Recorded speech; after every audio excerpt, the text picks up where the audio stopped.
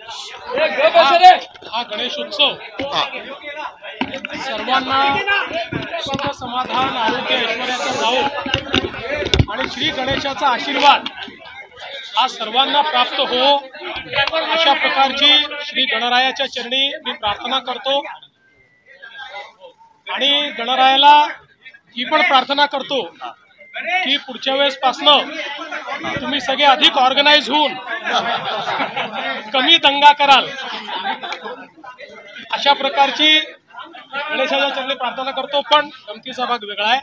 हे पर्व अत्यंत महत्त्वाचं पर्व आहे। आपल्या सगळ्यांना माहिती आहे की श्री गणेश आपले आराध्य दैवत आहेत, ते आपले विघ्नहर्ता आहेत। त्यामुळे विघ्नहर्ता आपल्या देशावर आपल्या राज्यावर येणारे सर्व विघ्न हरोत, समाजातल्या प्रत्येक व्यक्तीची मनोकामना पूर्ण होण्याकरता विघ्नहर्ता आम्हाला आशीर्वाद देवोत अशा प्रकारची विघ्नहर्त्याच्या चरणी मी प्रार्थना करतो। तमाम भारत के और दुनिया भर के गणेश भक्तों को मैं बहुत बहुत गणेश पर्व की शुभकामनाएं देता हूं। श्री गणपति ये विघ्नहर्ता है, वे सभी के विघ्नों को हरे। हमारे देश के सामने, प्रदेश के सामने, जन जन के सामने जो विघ्न है उन विघ्नों को हरने की शक्ति श्री गजानन गणपति हमें दे, ऐसी मैं उनसे प्रार्थना करता हूं। और बड़े हर्षोल्लास के साथ हम इस पर्व को मनाएं और मनाते समय कानून व्यवस्था का भी ध्यान रखें, ऐसी सबसे प्रार्थना करते हैं। सर, राज्य उत्सवाचा दर्जा दिल्यानंतर हा पहिलाच गणेश उत्सव होतोय।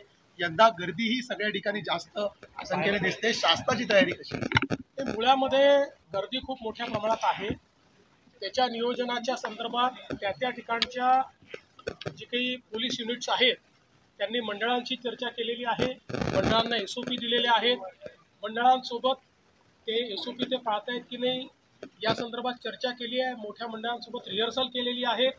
त्याच्यामुळे हे खरंच आहे की इतक्या मोठ्या प्रमाणात जेव्हा लोक येतात आणि विशेषतः ऑपरेशन सिंदूर नंतर जी काही वल्नरेबिलिटी एक काही काळ असते त्याचा विचार करता मोठ्या प्रमाणात आपण प्रिकॉशन्स घ्या घेतले। स्वदेशीचा प्रमाण मोठ्या प्रमाणामध्ये वाढलेलं पाहायला मिळतं, त्या पद्धतीने अपील केलं, त्या पद्धतीने ऑपरेशन सिंदूर आपल्या प्रधानमंत्री महोदयांनी या ठिकाणी जे अपील केलं होतं त्यानुसार आज गणेशोत्सवातही ऑपरेशन सिंदूर आपल्याला पाहायला मिळतं आहे आणि त्यासोबत आत्मनिर्भर भारत आणि स्वदेशी हे देखील आपल्याला पाहायला मिळतं। ही खरोखर अतिशय आनंदाची गोष्ट है। प्रधानमंत्री ने जो अपील की थी ऑपरेशन सिंदूर के बाद कि स्वदेशी लेकर आए और खास करके टैरिफ के बाद, तो प्रधानमंत्री ने कहा था ज्यादा से ज्यादा संख्या में अगर भारत में चीजें बने और भारत से ही उसका असर कितना दिखा। देखिए, आज मुंबई और महाराष्ट्र में गणेशोत्सव में आत्मनिर्भर भारत और स्वदेशी का बोलबाला दिख रहा है और ऑपरेशन सिंदूर की भी बड़े पैमाने पर चर्चा हमको दिखाई पड़ रही है। प्रधानमंत्री जी ने जो देश को एक आह्वान किया था उसके ऊपर लोगों ने उसको एक जन आंदोलन के रूप में स्वीकारा है। गणपति विघ्नहर्ता देवता है, भले ही अमेरिका ने 50% टैरिफ लाद दिया हो, लेकिन हमारे भारतीय बाजार को कितने स्ट्रॉन्ग नजर आते हैं, महाराष्ट्र किस तरह से स्ट्रॉन्ग नजर आता है। देखिए, जब एक रास्ता बंद होता है तो कई रास्ते खुलते हैं। हमारी नज़र भी पैनी होती है, हमारी नज़र भी विस्तृत होती है, इसलिए कई रास्ते खुलेंगे और हम लोग इस चुनौती को अवसर के रूप में इस्तेमाल करेंगे, यही प्रधानमंत्री जी ने कहा। आज एकत्र येताना दिसतं आहे, गणेशोत्सव आहे, दोघंही भाऊ एकत्र आहेत, निवडणुकीच्या दृष्टीने देखील कुठेतरी एक पाऊल आहे। मला असं वाटतं की श्री गणेशाने सुबुद्धी दिली आहे, त्यामुळे भाऊ एकत्रित आहे, ते एकत्रितच राहावे, अशी सुबुद्धी त्यांना मिळत राहावी अशी गणेशाच्या चरणी प्रार्थना।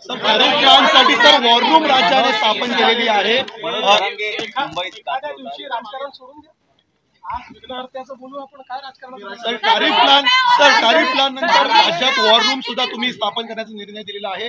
राज्यातली एकंदर देशातलं पहिलं राज्य असं ठरलेलं आहे की जी वॉर रूम करते टॅरिफसाठी. काय तयारी आहे? असं ठरवलं आहे की वेगवेगळ्या बाजारपेठा उघडण्याकरता, वेगवेगळ्या देशांमध्ये व्यापार वाढवण्याकरता आणि ग्लोबल कॉम्पिटिटिव्हनेस करता जे जे काही रिफॉर्म्स करण्याची आवश्यकता आहे ते रिफॉर्म्स करण्याकरता आम्ही वॉर रूम उघडली आहे.